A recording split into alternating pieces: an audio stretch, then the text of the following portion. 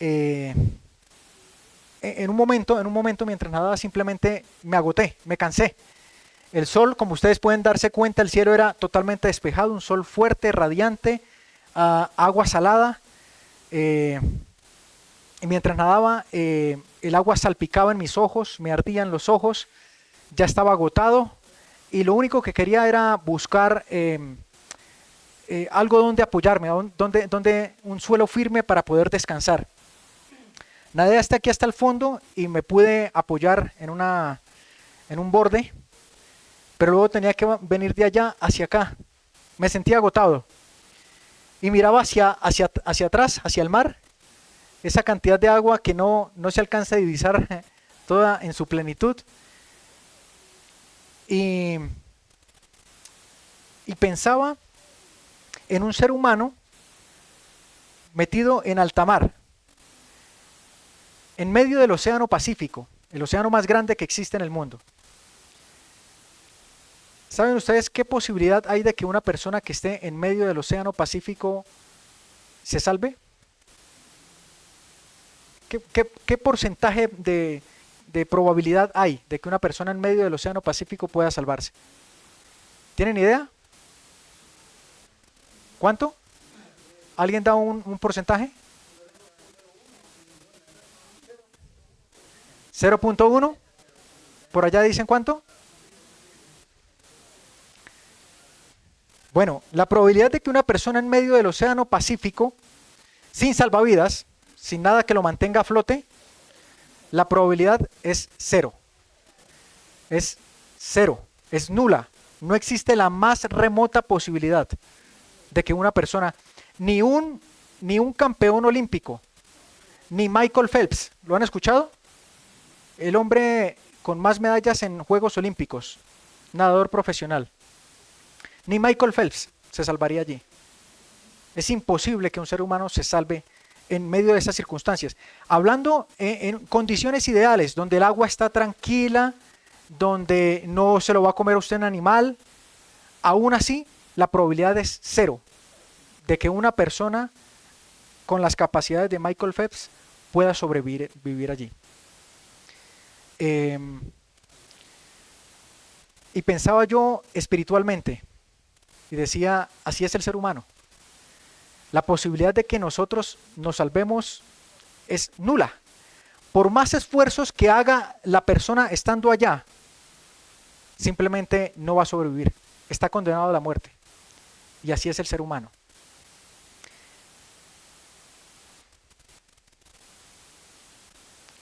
Hace 2 días exactamente, estaba allí en la finca y estaba atendiendo una llamada.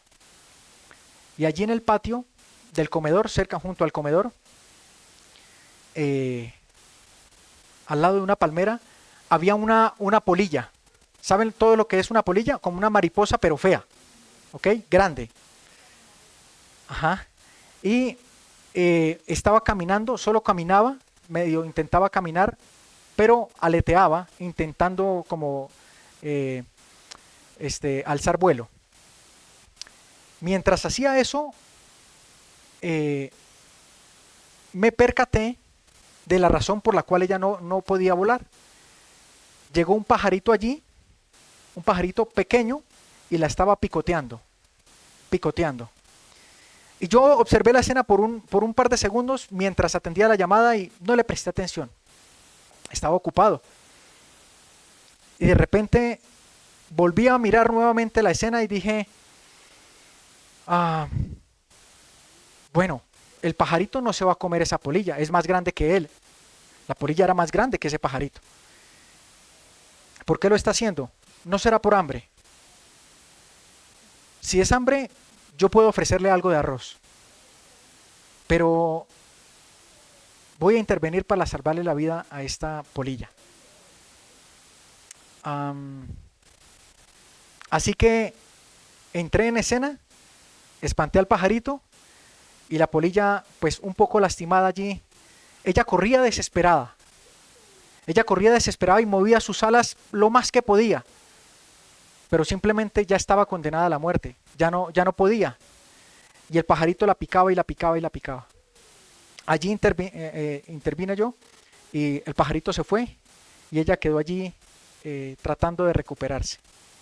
No murió.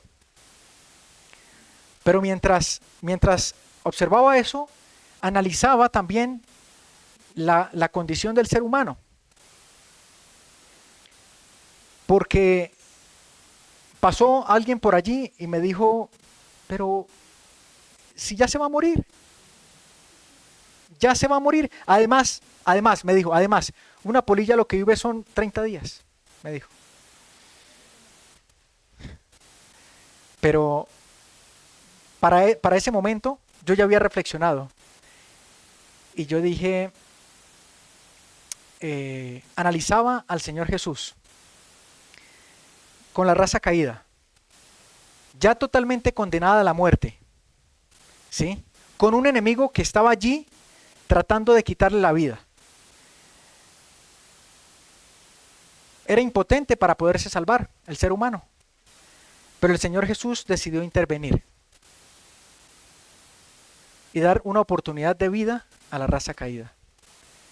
La diferencia es que lo único que yo hice fue espantar al pajarito. En cambio Jesús, ¿saben qué fue lo que hizo? Él se convirtió en polilla. Se convirtió en polilla para poder salvarnos. Y lo más interesante de todo es que no solamente se convirtió en polilla, sino que va a ser como una polilla por el resto de la eternidad, solo por amor a nosotros. Jesús hubiera podido decir, pero ya se va a morir, solo viven 70 u 80 años. ¿Qué es eso comparado con la eternidad? Eso no es absolutamente nada. Realmente no llegaremos a comprender el amor de Dios. Será nuestro tema de estudio por la eternidad. Y Dios ha decidido intervenir en favor del ser humano para salvar su vida. Y aunque estamos en medio del Océano Pacífico, condenados a la muerte, el Señor ha proveído un salvavidas para nosotros, un Salvador. Allí en República Dominicana, como le mencioné, tuvimos la oportunidad de compartir con algunos hermanos. Esto fue una cárcel. Solo son como 7 minutitos. Le estaba enseñando un canto a los presos. ¿Puede darle play, por favor? Sí, solamente mueve y ahí.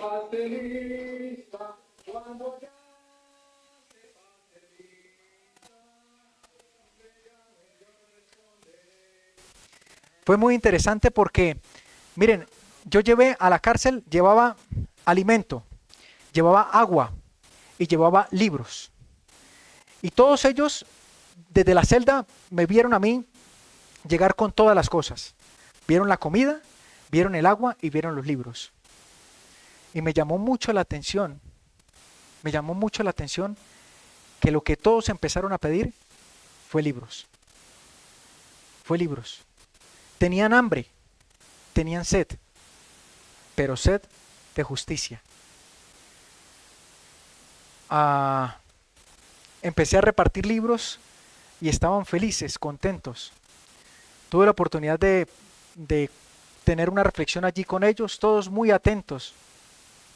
Después compartí el alimento, compartí el agua, y fue una linda experiencia. ¿Saben? En las cárceles, no todos los que están en las cárceles son delincuentes. No todos los que están allí han cometido un delito. Hay personas que han sido condenadas injustamente, ¿sí? Y están allí y tienen que pasar allí por años. Les digo esto porque yo fui una de esas personas. Yo estuve en la cárcel aquí en Ecuador, me encerraron. Yo no hice nada, pero estuve en la cárcel. Y no tenía quien nos visitara, no teníamos agua, la comida que me enviaban se la comían los guardias. Fueron tan solo unos días, pero fueron los días más largos de mi vida, ¿sí? Literalmente estar en una celda así como están ellos y pasar días, meses o años es preferible la muerte, a estar allí. Yo solamente estuve días, pero pasó de todo. Y, y realmente es importante considerar eh, poder visitar a estas personas. Cuando el Señor Jesús dé la recompensa a aquellos que van a vivir con Él por la eternidad, el Señor Jesús los va a hacer a su derecha y les va a decir, porque estuve en la cárcel y me visitasteis. Señor, ¿cuándo te vimos? Cuando lo hicieron con uno de ellos, a mí lo hicieron. ¿Sí? Entonces, el llamado en esta mañana es a que podamos seguir alimentándonos, pero que nos alimentemos para poder dar, que podamos seguir recibiendo para poder seguir entregando, ¿sí? No podemos solamente quedarnos con recibir y venir los sábados a la iglesia y entre semana vivir como vive el resto del mundo. No tiene sentido, no tiene sentido. El Señor nos invita para que recibamos para poder dar. Bueno, eso fue apenas una pequeña, un pequeño resumen de lo que fue allá el viaje. Quería compartirles algunas cosas en las que había reflexionado, pero quiero que entremos directamente en el estudio de esta mañana y lo he titulado El Salón de la Fama. El Salón de la Fama. ¿A qué le suena eso? Cuando le dicen Salón de la Fama, ¿qué piensan ustedes? Hollywood. Muy bien, Hollywood. ¿Y qué hay en Hollywood? Muy bien, estrellas, celebridades, personajes. Muy bien. Así que allí en Hollywood tenemos, por ejemplo, personajes como este. Jason Statham. Nunca he sido muy fanático de las películas, pero a veces cuando uno va en un bus está casi que obligado a ver ciertas escenas, porque uno trata de desviar su mirada, pero es complicado, ¿no? A veces termina uno contaminándose con parte de ciertas escenas. Allí justamente en un bus vi parte de algunas escenas de producciones videográficas donde participa este hombre y me parecía tan ficticio porque llegan una cantidad de personas a tratar de controlarlo, pero él con movimientos bastante coordinados y todo bajo control, pues él contra 100 no le hacen ningún rasguño, ni lo tocan, ¿sí? Y yo dije, bueno, esto definitivamente una película, ¿no? Una película. No, ni entretenida me parece, o sea, porque es bastante ficticio, ¿no? Aquí está este otro personaje, Dwayne Johnson creo que se llama, conocido como La Roca, también participa en una serie de películas, ¿verdad? Y está este otro personaje que yo creo que al menos todos los hemos visto, ¿no?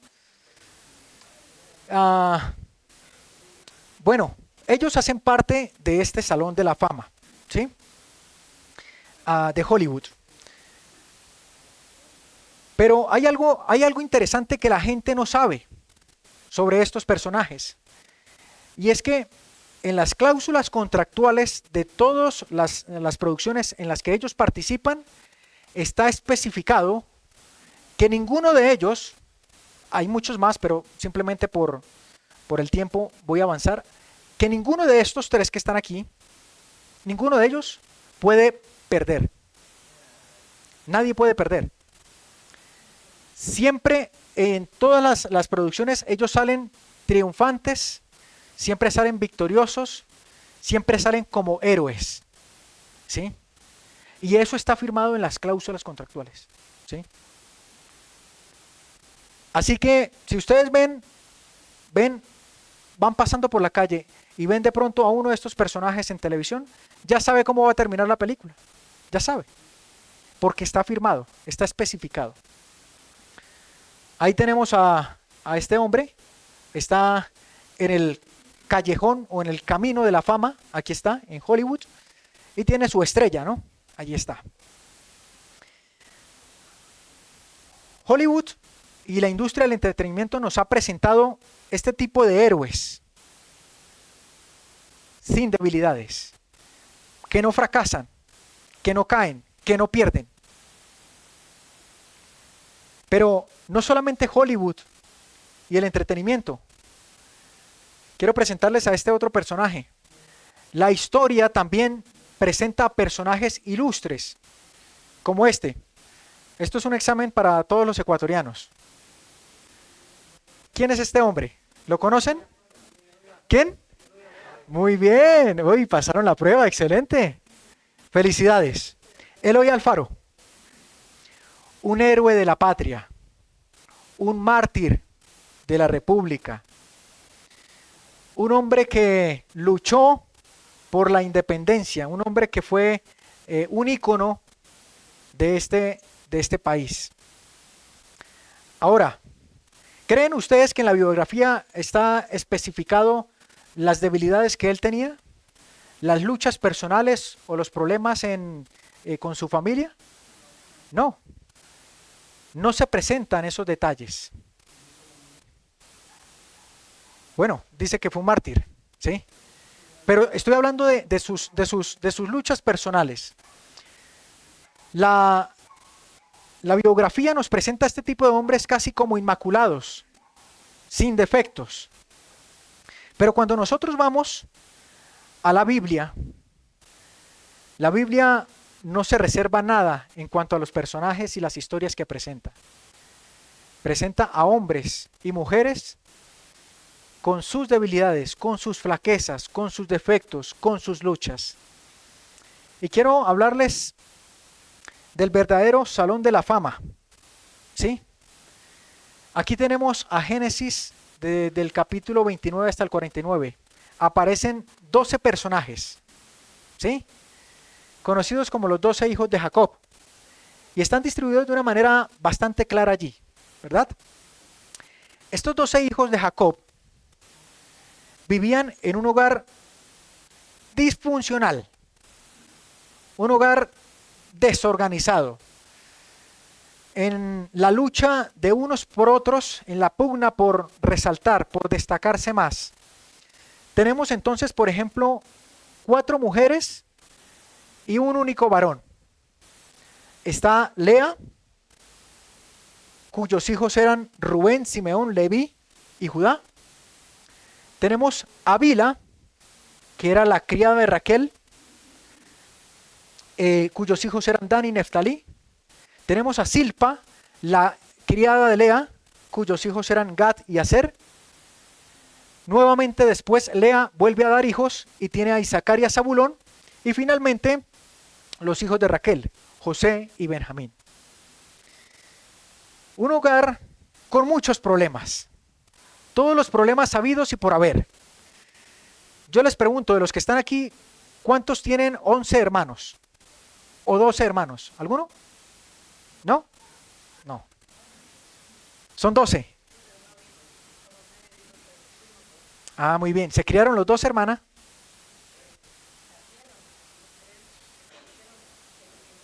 Ah. Ok. Bueno, en casa de la familia de mi mamá son apenas 8. Son 8. Bueno, aquí son 12 hijos, pero había una que también era consentida. ¿Cómo se llamaba ella? ¿Cómo?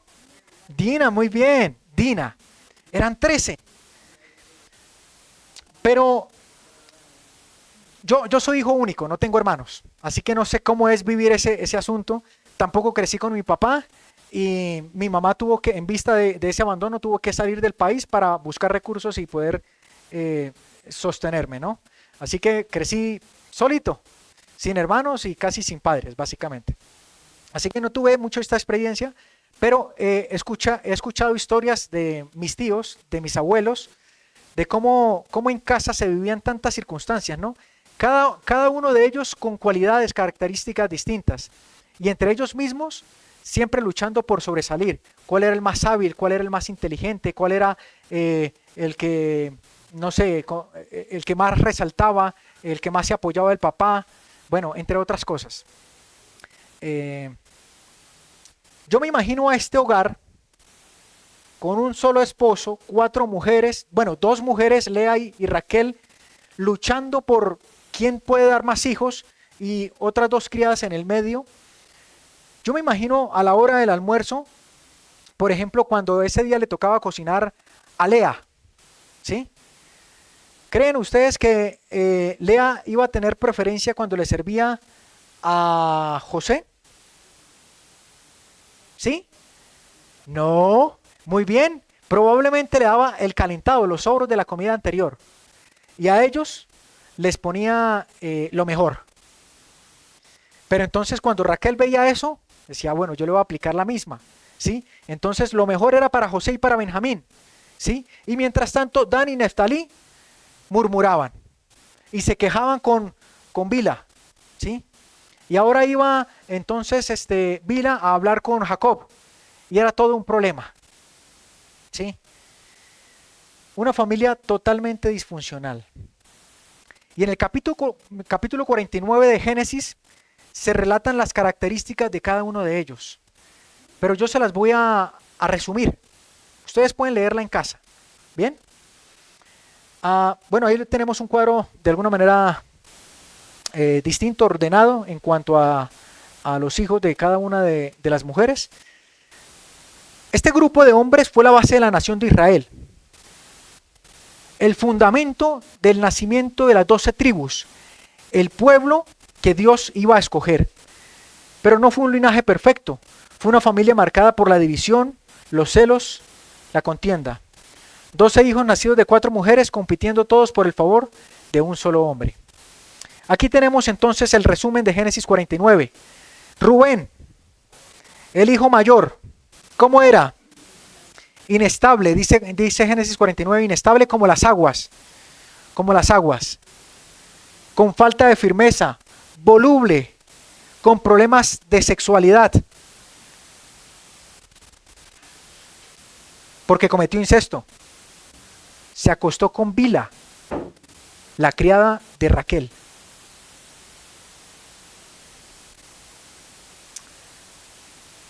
El primogénito, el que pudo haber dicho, no vamos a hacer esto con mi hermano José, no lo vamos a vender y tampoco lo vamos a meter en el pozo, ¿sí? Pudo haberlo hecho, pero para calmar y para apaciguar el asunto dijo, está bien, me acomodo a lo que ustedes dicen, con falta de firmeza y inestable. Bueno, hablo aquí con problemas de sexualidad, pero en realidad cada uno de ellos tenía el mismo problema. Pregunto, ¿es diferente hoy en la iglesia, en el pueblo de Dios?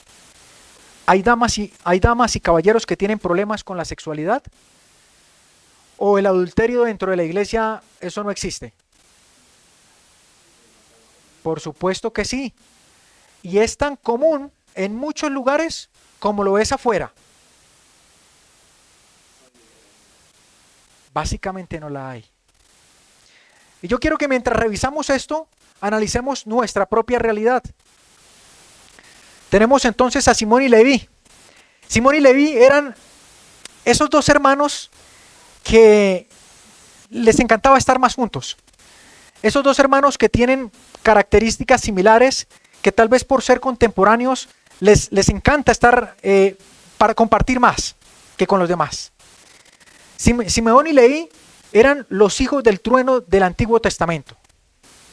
Eran hombres que maquinaban y se comunicaban entre ellos básicamente con la mirada. Uno hacía un gesto y el otro ya le entendía. Y fue así como llegaron a maquinar el asesinato en Siquem. Conocen la historia, ¿verdad? Ellos con una doble intención dijeron, vamos a hacer alianza con ustedes. Pero nosotros, como somos israelitas, pues no podemos hacer alianza con hombres que no estén circuncidados. Así que ustedes se van a circuncidar, todo el pueblo, y nosotros vamos a hacer uno con ustedes. ¿Qué pasó? Al tercer día llegaron y ellos mismos, ellos dos, llegaron y atravesaron a espada a todos los hombres de Siquem. Iracundos, eran malhumorados, asesinos, murmuradores, eran impíos, ellos maquinaban la maldad.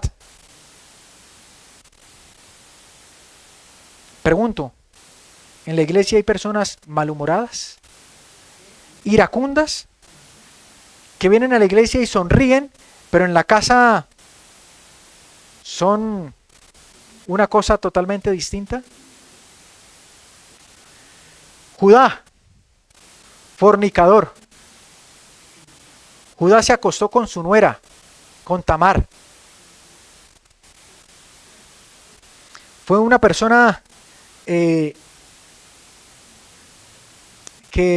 le faltó responsabilidad para cumplir el deber, porque a su nuera tenía que haberle dado a su hijo, pero no lo hizo. Irresponsable, Judá, fornicador. Zabulón, influenciable. ¿Conocen ustedes personas dentro de la iglesia que les dicen una cosa, pero que van a otro lado y les dicen otra y entonces cambian de postura? Son influenciables rápidamente. Le dicen algo de una persona y de una vez levantan una barrera, ¿sí? Y adoptan un comportamiento, una actitud distinta. Isaacar, dice Génesis 49, que era perezoso. ¿Conocen ustedes cristianos dentro de la iglesia que le piden permiso a un pie para mover el otro? No son diligentes, no les gusta el trabajo. ¿Sabe qué dice la Biblia? Que el que no trabaje. Pero Isaacar era de esos que le gustaba estar cómodo, no le gustaba trabajar. Hay personas dentro del pueblo de Dios que dicen ser parte del pueblo de Dios, pero que son así. Dan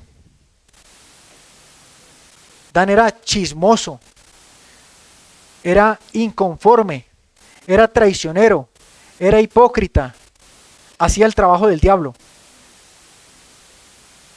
Porque escuchaba una cosa y le gustaba rapidito ir a comunicar. Escuchaba un secreto y lo divulgaba. Chismoso. Pregunto, ¿hay chismosos dentro de la iglesia?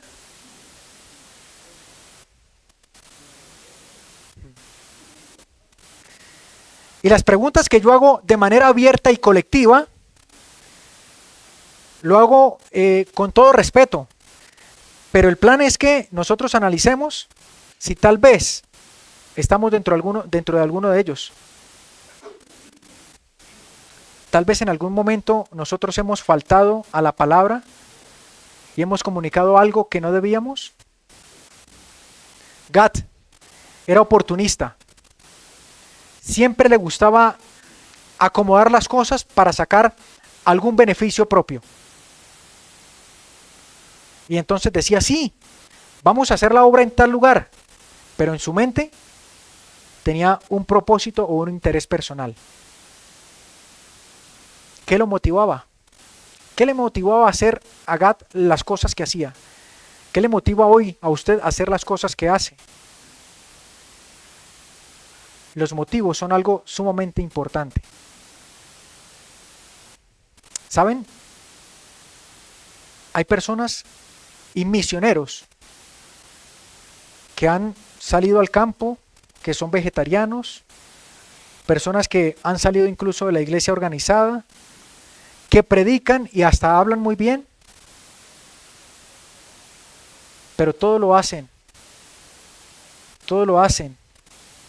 con un propósito egoísta,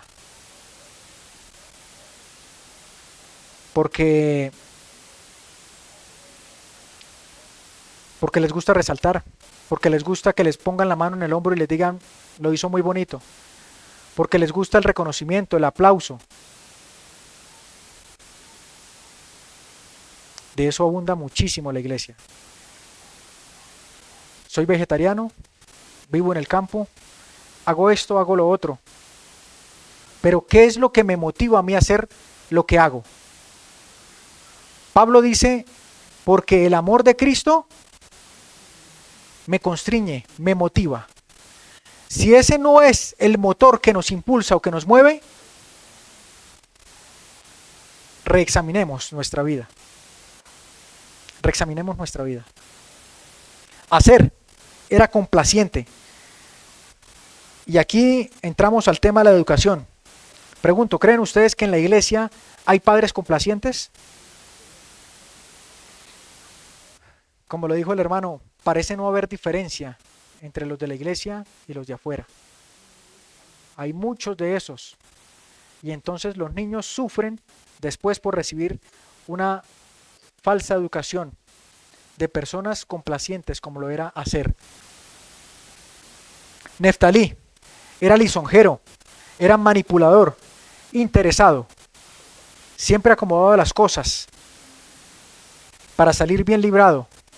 Era como Pilato, que le gustaba lavarse las manos, siempre que su nombre estuviera limpio. José, hasta José, era consentido, dependencia emocional de otros, inmaduro. Pregunto, ¿una persona o un muchacho consentido tiene problemas de carácter? Sí, por supuesto. Y Benjamín era un muchacho impulsivo también. Así que este era el pueblo, o este era el grupo de personas que iban a constituir la base del pueblo de Dios. ¿Qué les parece? ¿Creen ustedes que eran los candidatos perfectos para constituir el pueblo de Dios? Pues no. Del caos al orden divino. Noten cómo estaba organizado el pueblo de Israel. A pesar de sus orígenes, Dios organizó a estas 12 tribus en una formación precisa y simbólica alrededor del tabernáculo. Cada tribu tenía una posición y un estandarte o una bandera, creando un campamento que era símbolo de Cristo. ¿Cómo es posible que este tipo de personas con esas características llegaran a representar a Cristo? Dios tenía un propósito especial con ellos y organizó el santuario, y todo lo que hay en el santuario apunta y señala a Cristo. Y allí tenemos al tabernáculo. Alrededor del tabernáculo estaban los levitas, quienes eran los encargados de la administración del santuario. Pero más allá del campamento de los levitas, entonces estaba organizado por tribus. 3 tribus por cada lado del santuario. Estaba entonces, por un lado, Dan, Aser y Neftalí. Por otro lado, Rubén, Simeón y Gad. Por otro lado, Judá, Isaacar y Zabulón. Y por el último, Efraín, Manasés y Benjamín. Cada uno de esos 4 costados tenía una tribu líder y estaba ubicada en el centro de ese lado. Entonces, por este lado estaba Dan como líder de las 3 tribus, por este lado Rubén, por este lado Judá y por este lado Efraín. Pero algo interesante es que cada uno de esos costados tenía un estandarte, una bandera. Judá, la bandera, un león. Por el lado de Dan, la bandera era un águila. Por el lado de Rubén, la bandera era un hombre. Y por el lado de Efraín, la bandera era un buey. Pregunto, ¿dónde ustedes han visto esos 4 animales? 4 seres vivientes. Aparecen en Apocalipsis, pero aparecen también en Ezequiel, el capítulo 1. Ustedes lo pueden leer allí. Qué interesante. 4 banderas, 4 evangelios, un Salvador. Los estandartes de las tribus no eran arbitrarias. Representaban los 4 seres vivientes de Ezequiel y Apocalipsis, y cada uno revela una faceta del carácter de Jesús, tal como se representa también en los 4 evangelios. Qué interesante, qué cosa tan extraordinaria. Judá, representado por el león, ¿sí? El león de Judá. Y representa a Jesús con la cualidad de rey. Y cuando ustedes empiezan a leer, por ejemplo, el libro de Mateo, que también corresponde al león, el libro de Mateo comienza a hablar de Jesús como el del linaje de David. Habla y resalta a Jesús como el linaje real, ¿sí? A Jesús lo destaca como rey. Pero en el lado de Efraín estaba representado por un buey. ¿Sabe qué representa el buey? El león representa realeza, rey, ¿cierto? Rey de la selva. Y Mateo nos habla de Jesús como rey. El buey, ¿qué representa el buey? El buey representa la servidumbre. ¿Para qué sirve un buey? Para arar. ¿cierto? Para arar. ¿Recuerdan ustedes el cuadro que la hermana White vio representado por un buey? ¿Para el sacrificio o para qué? ¿O para el arado? ¿Para el servicio o para ser ofrecido, sacrificado? ¿Ok? Así que el buey representa el siervo. Y ustedes van a encontrar que el libro de Marcos habla de Jesús como siervo. Y allí en Marcos usted va a encontrar que el Hijo del Hombre no vino para ser servido, sino vino ¿para qué? Para servir, ¿sí? Efraín, representado por el buey.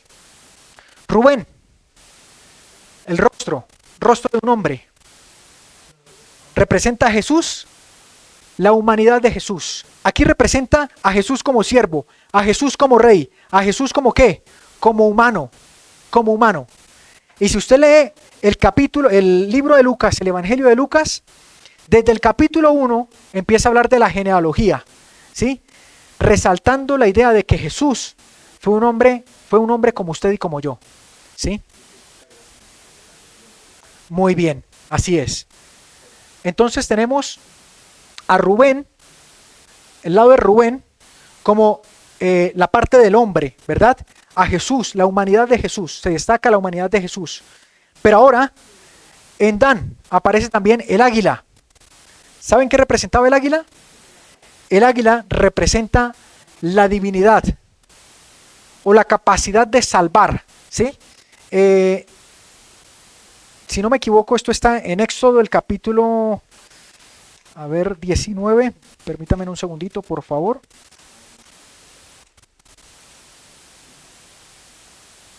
Sí, Éxodo 19:4. Vosotros visteis lo que hice a los egipcios y cómo os tomé sobre alas de águila y los he traído a mí. El águila representa salvación. Esa salvación viene solamente de origen divino, porque la condición en la que estaba el pueblo solamente podía ser salvada por Dios. Y lo mismo habla acerca de la mujer en el desierto. Fue tomada y le fueron dadas alas de águila para que del desierto volase, para que volase hacia el desierto y allí fuese sustentada. Así que el águila representa la divinidad, ¿sí? La divinidad. Y saben, si ustedes leen el Evangelio de Juan, desde el capítulo 1 habla acerca de la divinidad de Dios. En el principio era ¿quién? El verbo. Y el verbo era Dios. Y el verbo estaba con Dios y el verbo era Dios. Y en el versículo 14 dice, y este verbo se hizo carne. Todo apunta a Jesús como rey, a Jesús como siervo, a Jesús como un hombre tal como usted y como yo, y a Jesús como Dios, el único capaz de salvar. Qué extraordinario, ¿verdad? Que es la Escritura. Qué simbología aparece allí. Y esto estaba dentro del pueblo de Israel.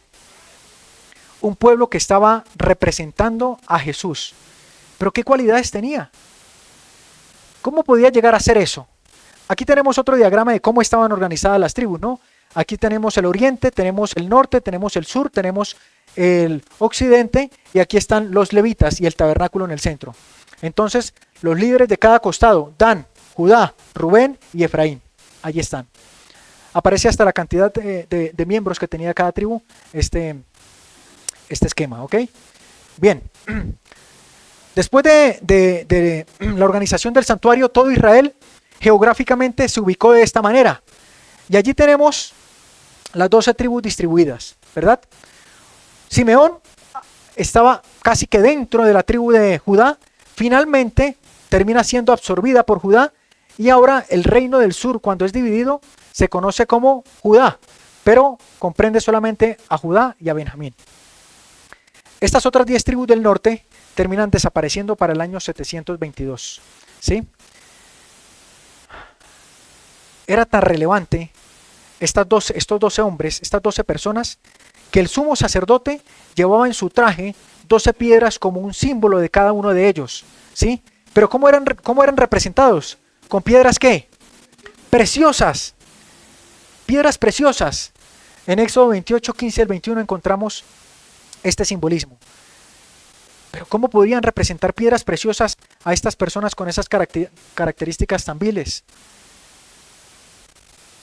Bueno, aquí parece que hubo un problema con la animación. El legado continúa de 12 tribus a 12 apóstoles. El Israel espiritual, Santiago escribe en el capítulo 1 y el versículo 1. Santiago escribe a las 12 tribus que están ¿en qué? En dispersión. Y termina diciendo el versículo, salud. A las 12 tribus, salud. Cuando Santiago escribe su epístola, las 12 tribus ya habían sido dispersadas, ya no existían. Así que este mensaje es ahora no para las 12 tribus reales, sino para el Israel espiritual, para nosotros. ¿Ok? La promesa a los 12 apóstoles. En Mateo 19, 28 aparece una historia bastante interesante.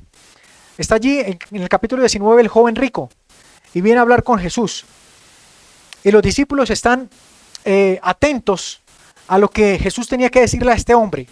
Un hombre totalmente diferente a cualquiera de las 12 tribus de Israel. Porque este joven era un joven ejemplar. Era un joven temeroso de Dios. Era un joven que según él guardaba toda la ley. Era un joven que pertenecía, según palabras de vida del gran maestro, al honorable concilio del Sanedrín. Era un príncipe de Israel. Era un hombre que representaba dignamente a toda la nación. Y los discípulos estaban allí atentos a escuchar qué era lo que Jesús tenía que decirle a este hombre. Jesús le dice, deja todo y sígueme. Finalmente este hombre dice que se fue triste y dio media vuelta porque ¿qué? Tenía muchas posesiones. Tenía muchas posesiones. En ese contexto, Pedro, que era un hombre impulsivo, ¿sí? Que le gustaba sobresalir, pero que también pensaba en sí mismo, decía, Señor, y aquí nosotros sí lo hemos dejado todo, no como él. Nosotros sí lo hemos dejado todo. ¿Qué pues tendremos? ¿Qué pues tendremos? ¿Qué le respondió Jesús? Le dijo, Pedro, ustedes son egoístas. No piensa sino en usted mismo. ¿Sí le respondió así Jesús? Jesús lo mira con misericordia, como nos mira a cada uno de nosotros.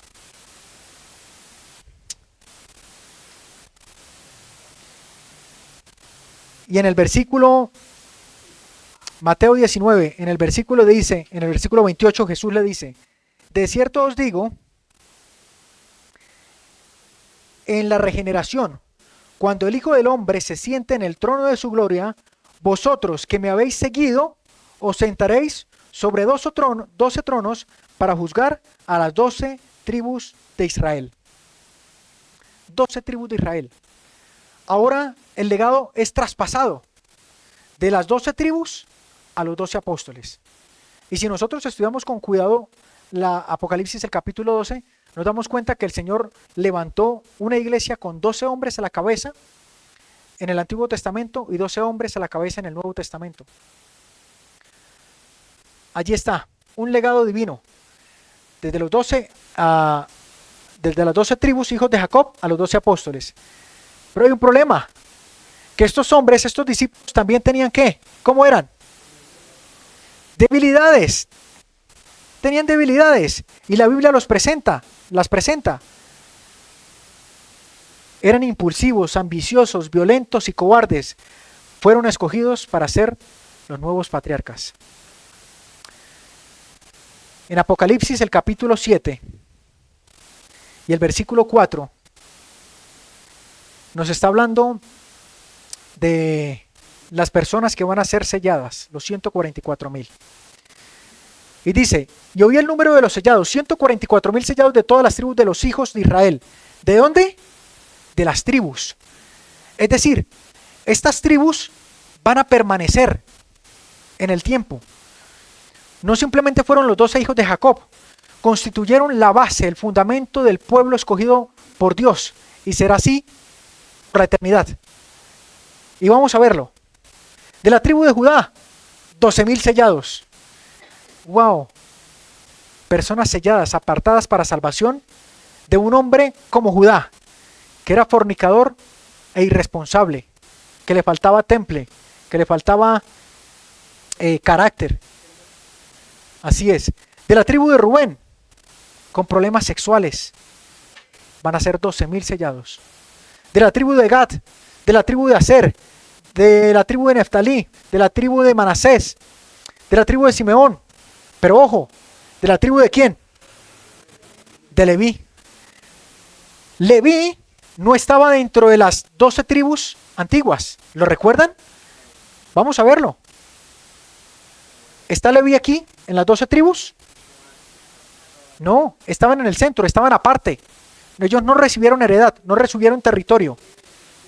Pero en los que van a ser sellados, ahora sí aparece Leví. ¿Por qué?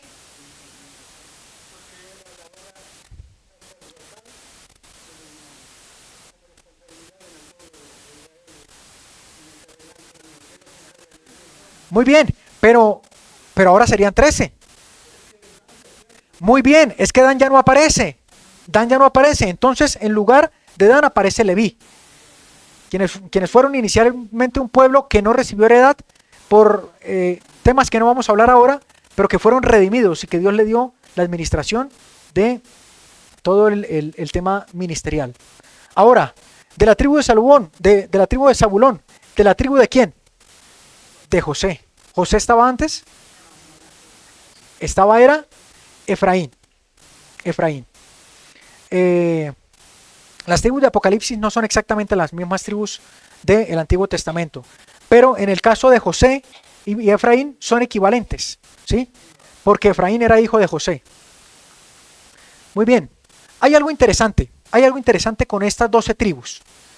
Y en Apocalipsis 21 dice la escritura: y me llevó en el espíritu a un monte grande y alto, y me mostró la gran ciudad santa de Jerusalén, que descendía del cielo de Dios, teniendo la gloria de Dios, y su fulgor era semejante a una piedra como preciosísima, como piedra de jaspe, diáfana como el cristal.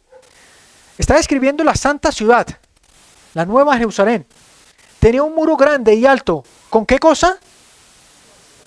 12 puertas. ¿Por qué 12 puertas? Y en las puertas, ¿qué tenía? 12 ángeles. ¿Por qué tenía ángeles? Y nombres escritos. ¿Qué nombres? ¿Que son los de qué? 12 tribus de los hijos de Israel.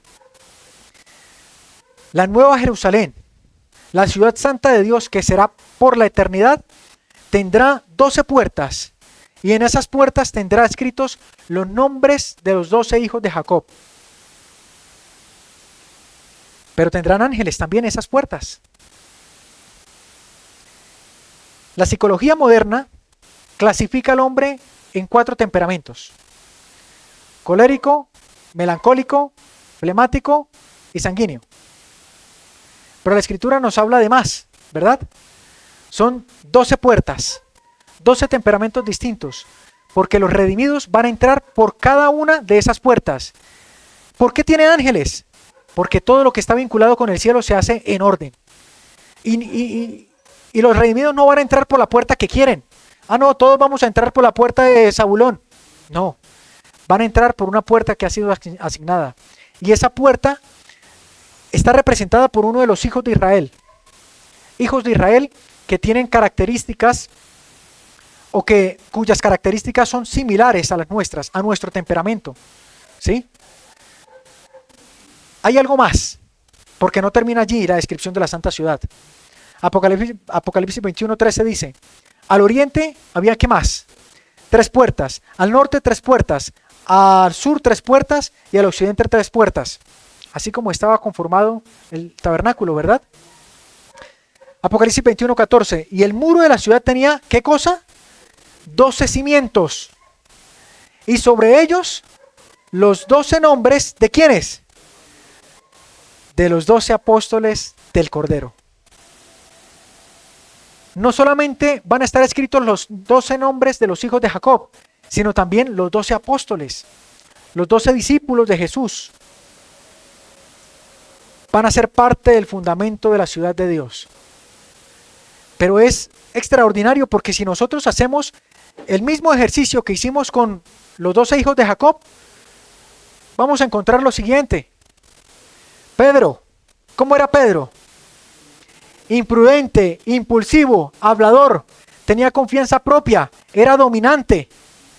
Pregunto, en la iglesia, o tal vez usted, en algún momento ha sido impulsivo, ha hablado más de la cuenta,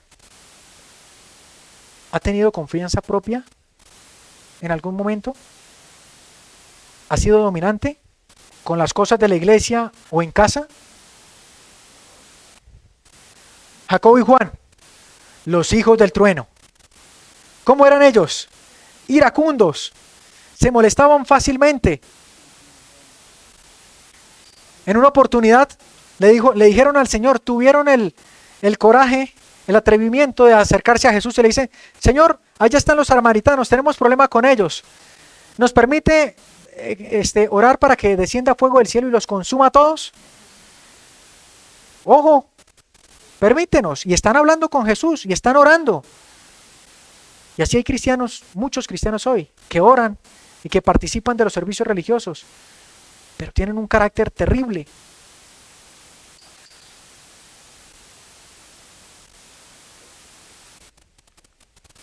Simón el Celote, perteneciente o simpatizante al movimiento Celote, así, por eso se llamaba así, era un grupo judío nacionalista y radical, y usaba la fuerza y la violencia contra Roma, porque quería libertad.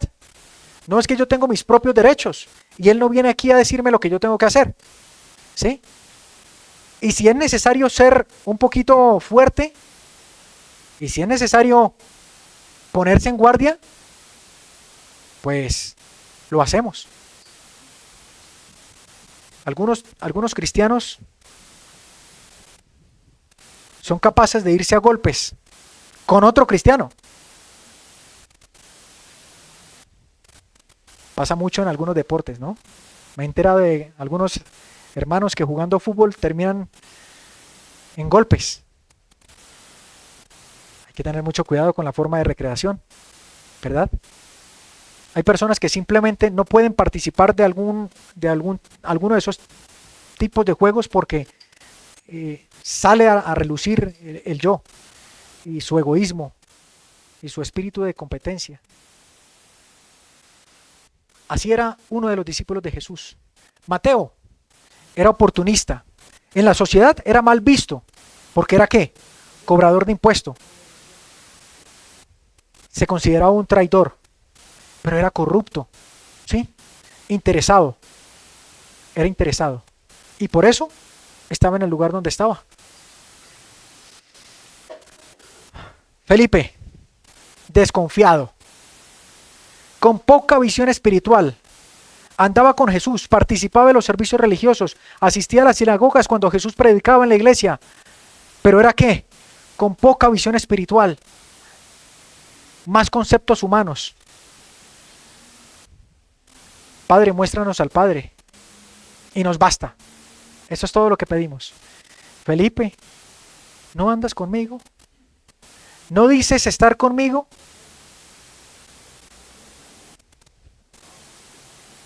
Tomás. ¿Cómo era Tomás? Pesimista, incrédulo, falto de fe. No le creía la palabra de Dios. Todo tenía que ser demostrado. Todo tenía que ser primero planificado, organizado.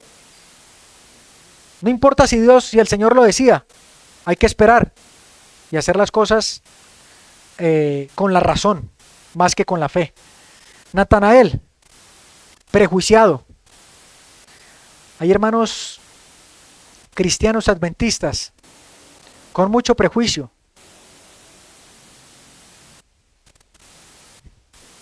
Pasa dentro de la iglesia adventista organizada, pasa en ministerios de sostén propio, pasa en grupos independientes, con prejuicios. ¿Acaso de Nazaret puede venir algo bueno? Preguntaba Natanael. Y así podíamos seguir con cada uno de ellos. Mejor dicho, Si pudiéramos sintetizar este asunto, diríamos que de todos el mejorcito era Judas. Calculen ustedes.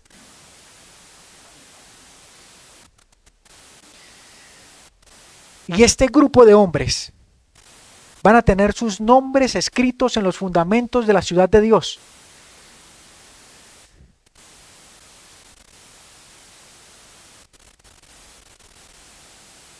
Y si ellos tienen sus nombres escritos, entonces yo tengo esperanza. Hay buenas noticias. Porque tal vez usted lleva muchos años luchando con su debilidad, con sus defectos, y no ve resultados. Estos hombres, hablando de este último grupo, estuvieron con Jesús en persona. Vivían, comían, andaban, predicaban, hacían milagros con Jesús. Y ya cuando Jesús estaba a punto de irse, Jesús iba adelante, justo antes de morir. Iban hacia el aposento alto. Ya el ministerio de Jesús básicamente había concluido. Había hecho todo lo que se podía hacer por ellos. ¿Y cómo iban ellos atrás? Discutiendo a ver quién iba a ser el mayor. Jesús, si ustedes se leen el capítulo Siervo de Siervos, en el deseado de toda la gente, es el capítulo 71. Jesús decía, ¿cómo les hago entender? ¿Qué más puedo hacer por ellos? Y entonces, allí en la Santa Cena, les mostró que la verdadera grandeza está constituida por la humildad. Y ayer nosotros participábamos del lavamiento de los pies. Una nueva oportunidad que Dios nos da para decir, empecemos de nuevo. Empecemos de nuevo. Porque como ellos, ustedes también pueden ser vencedores. Les tengo una muy buena noticia. La mejor de todas las noticias. Quiero que lean el siguiente párrafo conmigo a continuación. Esto está en Primeros Escritos, la página 19. Este templo, hablando del templo, estaba sostenido por 7 columnas. Hablando del templo, de oro transparente, con engastes de hermosísimas perlas. No me es posible describir las maravillas que vi allí. Oh, si yo supiera el idioma de Canaán, entonces podría contar algo de la gloria del mundo mejor. Vi tablas de piedra. ¿Qué cosa fue lo que vio? Tablas de piedra, en que estaban esculpidos, ¿qué cosa? Letras de oro. ¿Qué había allí? Los nombres de los 144,000. ¿Saben? La Biblia habla de alguien que es especialista en escribir en piedra. ¿Quién es ese? Dios. Pero ojo, esta vez no es cualquier escritura. Es una escritura, ¿cómo? Con letras de oro. Letras de oro. ¿Y quiénes van a estar allí? Los 144,000.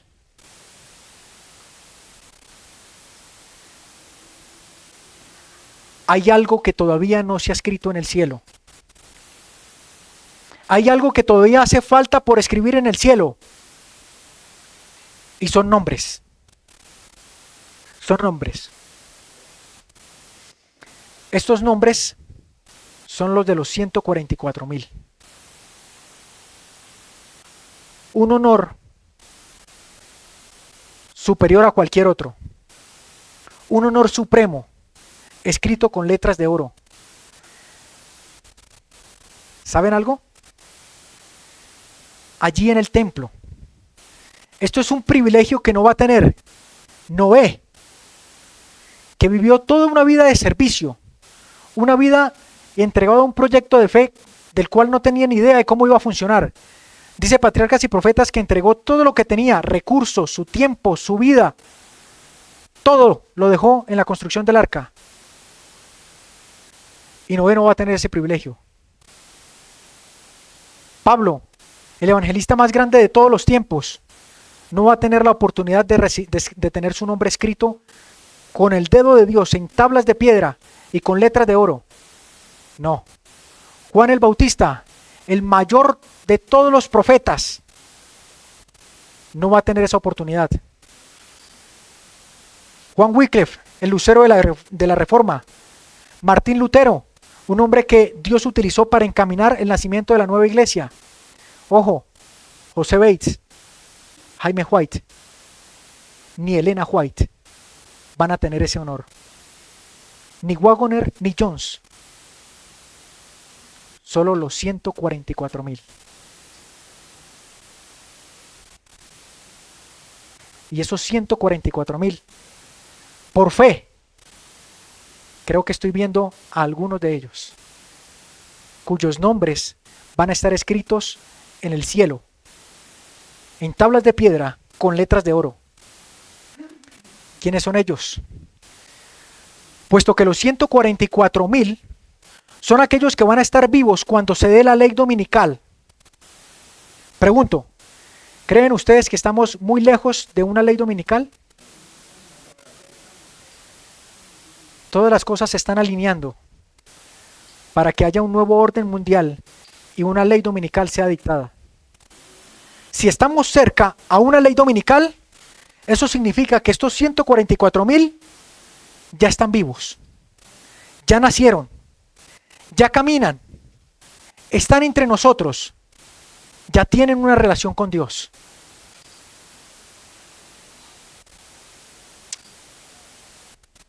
¿Tienen defectos? Sin duda. ¿Tienen luchas? Por supuesto que sí. ¿Se han equivocado? Hasta lo más bajo.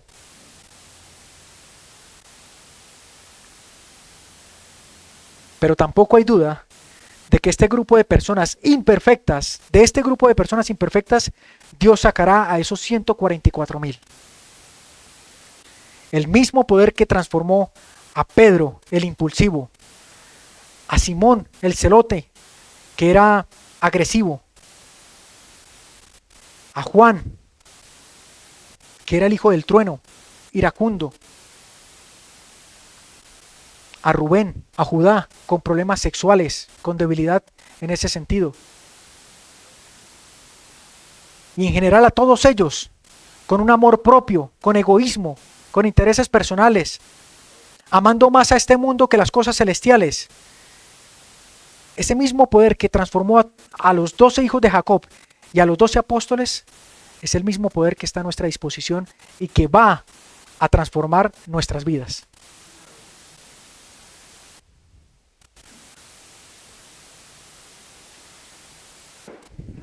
Estamos próximos a una ley nacional dominical. Y estos 144,000 van a tener que atravesar por este tiempo. Y van a tener que ser preparados. ¿Cómo? En Mensajes Selectos, el tomo 2, la página 412, dice que estos 144,000 que ya están vivos, y que, insisto, por la fe, espero que alguno de los que estamos aquí pueda ser uno de esos 144,000.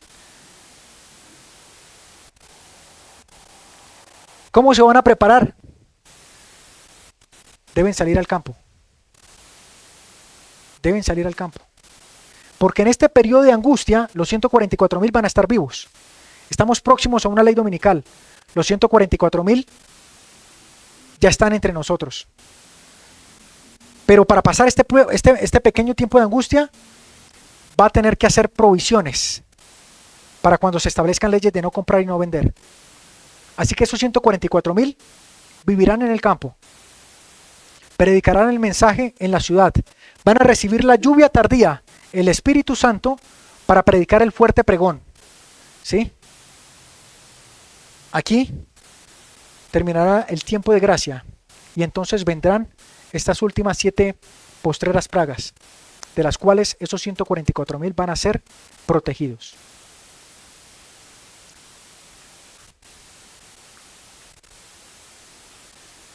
Voy concluyendo.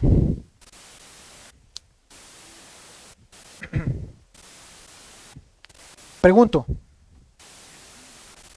¿alguno de los que está aquí les gustaría participar o ser parte de esos 144,000? Amén. Quiero recomendar un par de cosas. Pasar por la tribulación por la cual van a atravesar estos 144,000, se necesitará una capacidad más que humana. El Espíritu de Dios tendrá que estar en estos 144,000. Pero hay algunas cualidades que deben tener estos 144,000. Los 144,000, primero, tienen una relación con Dios personal. Si usted quiere ser parte de esos 144,000, su devoción matutina, su estudio personal, no con la familia, personal, en la mañana y en la noche, no puede faltar. Los 144,000 tienen una relación viva y constante con Dios. Segundo, los 144,000 van a predicar el fuerte pregón.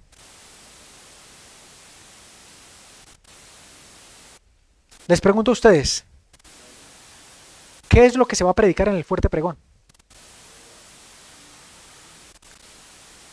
Los 144,000 van a predicar el fuerte pregón. Pero si nosotros no sabemos qué es lo que se va a predicar en ese fuerte pregón, entonces no podemos estar allí. Necesitamos no solamente saber lo que se va a predicar, sino también estudiarlo, entenderlo, pero también vivirlo. Este fuerte pregón que va a alumbrar la tierra con su gloria va a ser el mensaje de los 3 ángeles y el mensaje de Apocalipsis 18 del 4º ángel. Necesitamos estudiarlo, comprenderlo y vivirlo. Esos 144,000 tienen una comunión con Dios diaria, personal. Conocen el fuerte pregón. Están preparados para dar razón de su fe. Y viven este mensaje. Tercero,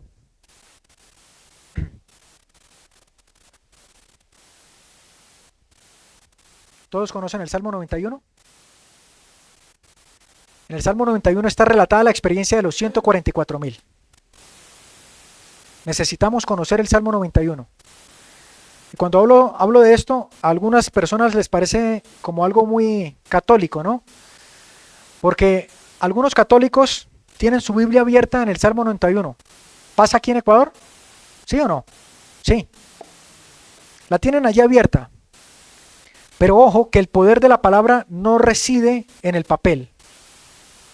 El poder de la palabra tiene eficiencia cuando está en la mente. Por eso Salmo 119:11 dice: en mi corazón he guardado tus dichos. ¿Para qué? Para no pecar contra ti. Los 144,000 conocen de memoria el Salmo 91 y lo entienden muy bien. El Salmo 91 no es solamente un poema, es una descripción profética de la experiencia de los 144,000 durante el tiempo de la angustia y las plagas finales. Por eso el Salmo 91 en el versículo 7 dice: caerán a tu lado 1,000 y 10,000 a tu diestra, mas a ti no llegará. Ciertamente con tus ojos mirarás y verás la recompensa de los impíos, porque has puesto a Jehová, que es mi refugio, al Altísimo por tu habitación.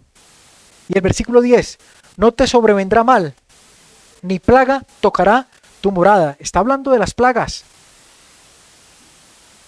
Pues a sus ángeles mandará cerca de ti, que te guarden en todos tus caminos. En las manos te sostendrán, para que no tropieces con tu pie en piedra. Ángeles van a guiar a estos 144,000 en el pueblo en el tiempo de angustia. Sobre el león y la serpiente pisarás. ¿A quién se refiere? Al león y la serpiente. A Satanás. Apocalipsis 12:9 dice que Satanás es representado por una serpiente, por un león también. según Primera de Pedro 5:8, ¿verdad? Pisarás y hollarás al cachorro de león. Qué interesante. Que el león es representado por Satanás, igual que la serpiente. Dice que estos personajes van a pisar al león, pero no solamente al león, sino al cachorro de león. El cachorro de león es como un hijo del león, ¿no? Qué interesante. ¿Saben ustedes cómo se denomina al Papa actual? Oh, qué interesante. León. ¿Será posible que este Papa sea el que determine una ley dominical? Hay muchas cosas que apuntan a eso. Pero la Escritura dice que estos 144,000 van a pisar. ¿Qué cosa? Al león, a la serpiente y al cachorro de león. Y el versículo más hermoso de la Biblia, Génesis 3:15, pondré enemistad. Es un trabajo que Dios ha prometido hacer por nosotros, porque nosotros inclinados estamos naturalmente hacia el mal, pero la promesa de Dios es, nos gusta hacer lo malo, pero la promesa de Dios es, yo pondré enemistad. Yo pondré enemistad entre ustedes y el pecado, entre ustedes y Satanás. Y como resultado final, ¿qué va a hacer? Aunque la serpiente muerda y hiera, ¿qué va a pasar? ¿Qué vas a hacer tú? Lo vas a pisar. Lo vas a pisar. Y es lo que dice Salmo 91. A la serpiente pisarás. Porque Dios ha puesto enemistad. Porque ya esos pecados, esas tentaciones, esas debilidades, esos vicios, esos malos hábitos, ese mal carácter, van a ser transformados por la gracia de Jesús. Dice el versículo 14. Qué cosa más extraordinaria. Presten atención, con esto termino. Ojo con lo que dice el versículo 14 en adelante del Salmo 91. Por cuanto en mí ha puesto ¿qué? Su amor. En mí ha puesto su amor. Yo también lo libraré. Lo pondré en alto. Por cuanto ha ¿qué? Conocido mi nombre. No puede haber amor sin conocimiento. Yo amo a alguien porque lo conozco. Y siempre uso el ejemplo. Pati, conocí a un muchacho allá en República Dominicana recientemente. ¿Le gustaría casarse con él? ¿Por qué? Porque no lo conoce. Fácil. No puede haber amor sin conocimiento. Y Dios quiere entablar una relación de matrimonio, intimidad con cada uno de nosotros. Pero ese amor solamente puede producirse o desarrollarse por el conocimiento. Por eso Juan 17:3 dice, esta es la vida eterna, que te conozcan a ti, el único Dios verdadero, y a Jesucristo a quien has enviado. Estos 144,000 van a ser perseguidos y van a sufrir la angustia de Jacob, no porque tengan temor de la muerte, no porque los estén persiguiendo para quitarle la vida. Su angustia consiste en que tal vez en su vida no hayan representado al Señor y que por su carácter hayan deshonrado a su Creador y que hayan pecados sin confesar y que su vida esté manchada delante del Padre. A ellos no les preocupa la salvación, les preocupa el honor de Dios. Como Moisés, Señor, ¿vas a destruir a este pueblo? Si es así, ráeme del libro, porque no me interesa mi salvación. Me preocupa qué van a decir de ti las naciones vecinas, que sacaste a este pueblo y no lo llevaste a su destino que prometiste. Por cuanto en mí ha puesto su amor, estos fieles van a pasar por la persecución, no porque quieren salvarse, sino porque aman a Dios de todo corazón, porque tuvieron una relación tan estrecha con Él, que ese amor, que es más grande que toda la tinta del mar, que ese amor que es más grande que lo que se puede escribir en el cielo, que lo que cada hombre puede escribir con cada hoja que hay en este mundo, y que la eternidad no le bastaría. Ese amor los conmovió, los transformó, los cambió.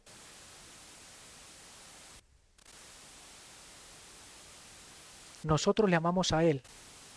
¿Por qué qué? Porque Él nos amó primero. Porque en mí ha puesto su amor. Yo también lo libraré. Lo pondré en alto por cuanto ha conocido mi nombre. La experiencia de estos 144,000 consiste en conocer a Dios. Pero hay algo más interesante allí también. Nombre. ¿Qué significa nombre? Está vinculado con el carácter, ¿verdad? Estos han reflejado el carácter de Jesús plenamente. Versículo 15. Me invocará y yo le responderé. Con él estaré yo en la angustia. ¡Qué promesa más extraordinaria! José, uno de los hijos de Jacob, atravesó por una angustia. No entendía cuál era el propósito de Dios. Un niño consentido que fue vendido como esclavo y que luego fue llevado a la cárcel. No entendía el propósito de Dios. Pero dice la Escritura, mas Jehová estaba con José. La promesa de Dios es que va a estar con ellos en la angustia. Lo libraré y le glorificaré.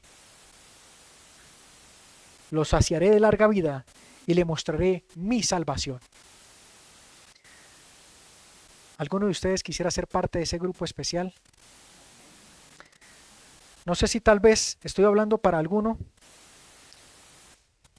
que se ha sentido desanimado porque sus deseos carnales, porque su concupiscencia, sus malos pensamientos, su carácter, sus hábitos han llegado a defraudarlo tanto que sienten que no hay esperanza. A lo mejor hablo para alguien que, como dice el Salmo 91, estamos amarrados con el lazo del cazador. La promesa de Dios para estos fieles, para cada uno de ustedes, para cada uno de nosotros, es: yo lo libraré del lazo del cazador. No consiste en una obra nuestra. Dios ha prometido reflejar su imagen en nosotros. Y esto es un trabajo y una experiencia de fe. Que la gracia de Dios pueda acompañarnos para poder vencer. El secreto de su fortaleza. Su victoria no proviene de su propia perfección o fuerza. Proviene de una dependencia total del poder transformador de Dios. La clave de la victoria está en Apocalipsis 7:14. Ellos han lavado sus ropas y las han emblanquecido en la sangre del Cordero. ¿Cuál es el proceso? A través de una experiencia real y auténtica de justificación por la fe, los 144,000 permitirán que Dios los convierta en héroes, a pesar de sus debilidades.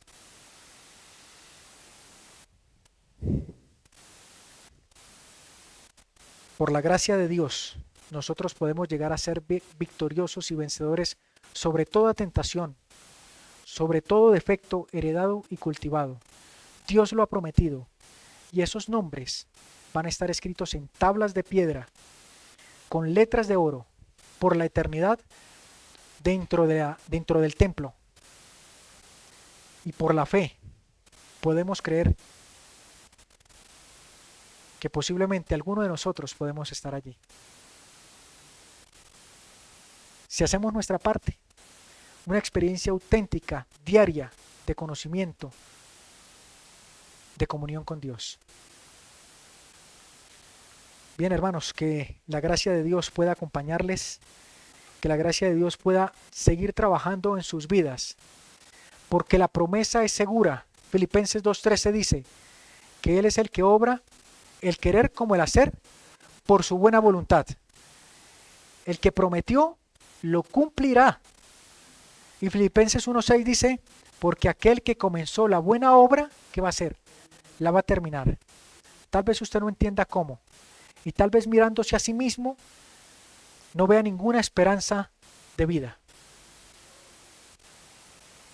Pero Colosenses 1:27 dice que Cristo es nuestra esperanza. ¿Nuestra esperanza de qué? De gloria. Puestos los ojos en Jesús. Hebreos 12, el autor y consumador de nuestra fe. No nos miremos a nosotros, no miremos a otros, no miremos los defectos de los demás, no nos detengamos en nuestros propios defectos, mantengamos nuestra mirada puesta en Jesús, quien es el que va a terminar esa obra que ha empezado en nosotros, por la gracia de Dios. Que el Señor les bendiga, queridos hermanos. Vamos a terminar con una palabra de oración.